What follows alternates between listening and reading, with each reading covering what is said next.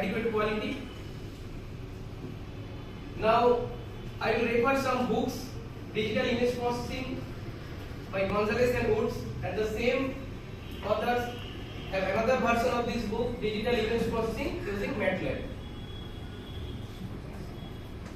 Now I will highlight some of the reputed journals and conferences from where you can get more recent information about the research in image processing and in the field of computer vision, pattern recognition. Just a second, Shubham, will I get the PPT? I will give the PPT and every details to the classroom.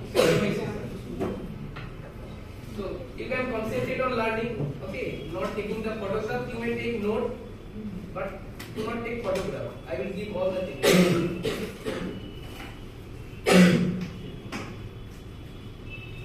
Now I will start the day 1 session 1.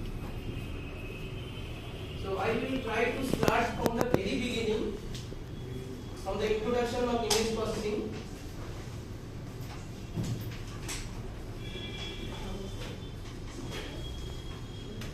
So now let's concentrate on the fundamentals of image processing. Okay. First of all, what is